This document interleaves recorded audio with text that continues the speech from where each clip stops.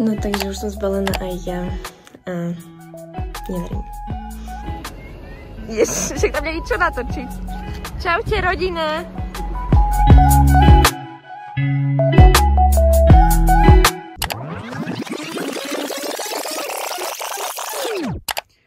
Pozdravujem vás Kiko z budúcnosti. My práve teraz dávame dokopy celé toto video, ktoré pozeráte a až teraz sme si uvedomili, že sme vám vôbec na začiatku tohto videa nevysvetlili, kam ideme, kam cestujeme. Tak ak ste pozerali naše predchádzajúce video, kde sme boli v Bratislave na našom evente, tak rovno to video nadväzuje na toto video, čiže ak ste ho nevideli, bežte si ho pozrieť.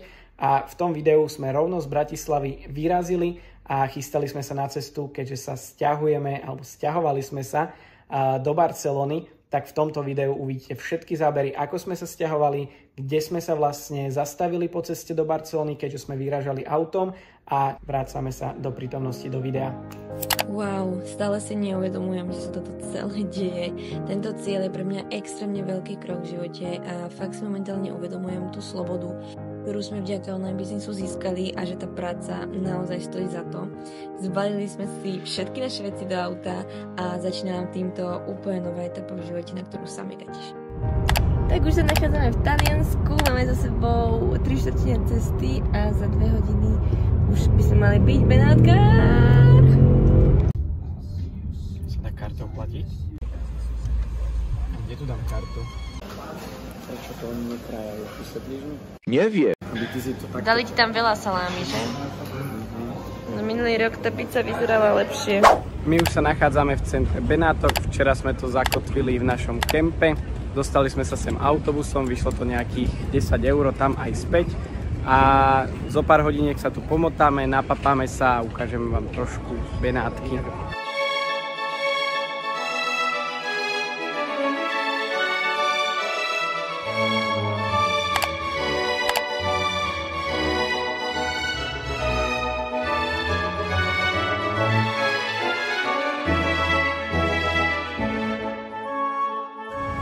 Napapaní, že sme si ešte urobili nejaké fotky, videá.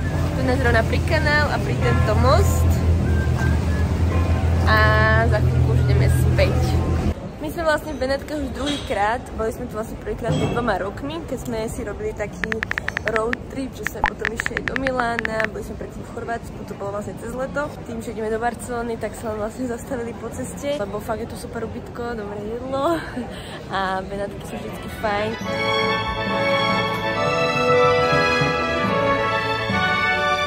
No už sme späť pri našej chatke, krásnej, útulnej. A ako aj pred 2 rokmi, zase sme skoro nestihli shuttle, ktorá chodí vlastne z tohto kempingu do centra Benátok a bežali sme 2,5 kilometra v šlapkách. Jak si to užil? A v šatách. Jak si to užil? Vypotil som drink, som spokojný, môžem si dať ďalší.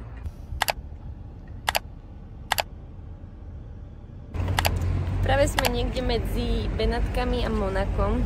Keďže sme nejedli ráno, tak sme sa zastavili na Mekáč. Už nasadáme do auta, včera sme si užili krásny deň v Benátkach a dneska už smerujeme ďalej. Ďalšiu zastávku máme v Monaku, tam budeme prvýkrát, ideme sa tam pozrieť a zajtra, keď sa vyspíme, tak už smerujeme do Barcelony. Tešíš sa? Nie. Tešil som sa na to extrémne. Pamätám si, ako sme si s ľudskou na papier napísali náš cieľ presťahovať sa do Barcelony. Je to už pol roka, kedy sme sa rozhodli, že náš život chceme prežiť úplne inak, chceme byť finančne aj časovo slobodní a preto sme sa na 100% rozhodli makať na tomto online biznise. Každý z nás sa zavrel do svojej izby, dávali sme tomu 17 až 20 hodín času denne, aby sa náš biznis stabilizoval, aby náš tým rastol, aby sme zarobili dostatočne veľa peňazí a aby sme sa stali slobodnými a mohli sa odsťahovať. Postupom času medzi tým som aj predal svoju prevádzku barbershopu, keďže som si uvedomil, že nechcem byť pútaný na jedno miesto. A tak sme teda tu a sťahujeme sa. Odkaz tohto videa je, že stanovujte si ciele, lebo všetko, čo chcete, si dokážete splniť.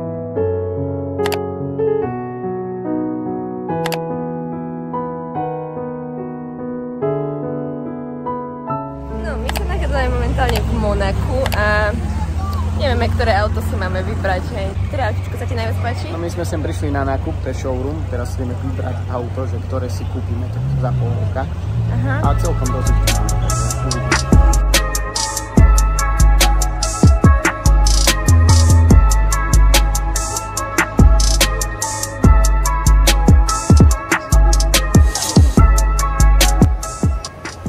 Páči sa ti tu? Ešte niečo nám povedz. Po tejto ceste?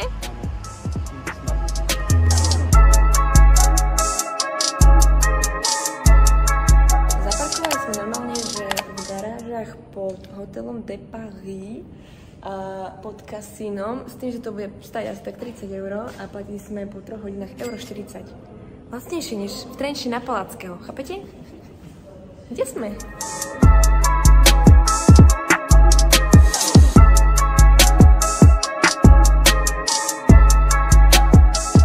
No, dneska životospráva je úplne perfektná, akože na obed McDonald's, na večeru KFCčko.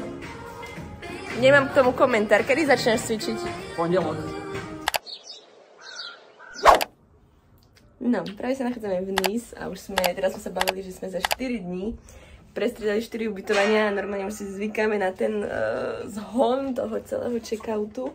A ideme smer Marseille, Montpellier a pekne takto po pobreží až do Barcelony by sme mali večer prísť už konečne. Dneska sme ešte ráno bukli ubytku v Barcelone, kde budeme, kým si vlastne nájdeme dlhodobé bývanie. Takže poďme ďalej. No my sme si dopriali takýto obeďos. Čo na to hovoríš? Ceny 400 € za cestu. Francúzi nešetria na nás.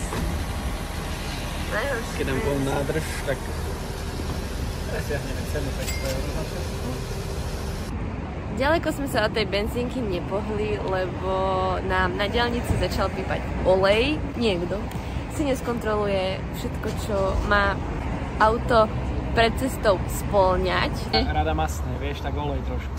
Jej? Že som proste v rozpakoch. Prečo? Tie cesty tu majú nádherné, spravené, krásne. Korčuloval by som sa tu až hantej. Barcelone, Mucone. Vstúpime len na španielské územie a tu už Spišský hrad. Pozrite sa. Stále tomu nedokážeme uveriť, že po 3 dňoch, 20 hodinách strávených v aute, prejdených 1900 km sme konečne tu. V našej finálnej destinácii, ktorú odnes budeme nazývať domovom Barcelona.